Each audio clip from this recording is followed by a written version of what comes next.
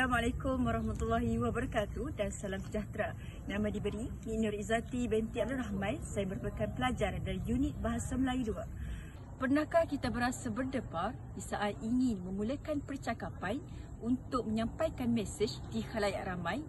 Oleh itu, marilah kita bersama-sama mengetahui konsep dan asas pengucapan awam. Sedikit sebanyak latar belakang pengucapan awam ialah pengucapan awam lahir dan terbentuk sejak zaman dahulu lagi. Hal ini dikatakan demikian kerana sejak zaman Nabi Muhammad SAW, baginda telah menyebarkan agama Islam dengan pengucapan awam. Kita pergi pula kepada definisi pengucapan awam. Pengucapan awam lazimnya bermaksud proses untuk menyampaikan mesej atau sesuatu maklumat kepada khalayak ramai dengan tujuan tertentu. Apakah tujuan pengucapan awam?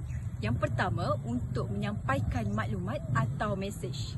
Yang kedua, untuk mempengaruhi pendengar. Dan ada juga pengucapan awam yang berbentuk hiburan.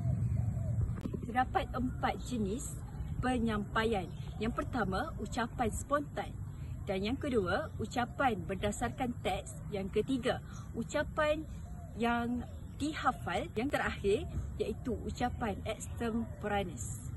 Baik, kita akan mendalami beberapa maksud di sebalik jenis penyampaian tersebut. Yang pertama, ucapan spontan. Ucapan ini disampaikan tanpa persediaan. Dan yang kedua, ucapan berdasarkan teks. Ucapan ini sepenuhnya bergantung kepada teks. Yang ketiga, ucapan yang dihafal. Ucapan ini merupakan ucapan yang telah disediakan dan pengucap perlulah menghafalnya. Dan yang terakhir, ucapan extemporaneous merupakan hafalan dan separuh lagi merupakan rujukan. Antara 3 prinsip utama pengucapan awam. Yang pertama, penyampaian disampaikan dengan isi yang baik. Seterusnya, penyampaian dilakukan secara jelas. Dan yang terakhir, penyampaian diucapkan oleh pengucap bersesuaian dengan audiens. Bagaimanakah pula dengan latar audiens? Latar audiens merupakan proses di mana kita perlu mengetahui bagaimanakah umur ataupun peringkat umur audiens kita, iaitu pendengar. Kita perlu mengetahui sama ada mereka orang tua, kanak-kanak, pelajar atau sebagainya. Hal ini penting untuk kita lebih mudah untuk mendekati mereka dengan pengucapan awam kita. Latar majlis pula merupakan satu proses di mana kita perlu mengetahui sama ada majlis tersebut formal atau tidak formal. Hal ini kerana kita perlu menggunakan bahasa yang sesuai di dalam setiap majlis. Kita pergi pula kepada 5 ciri pengucapan awam. Yang pertama, penyampai. Penyampai perlulah berani dan yakin ketika memulakan ucapan.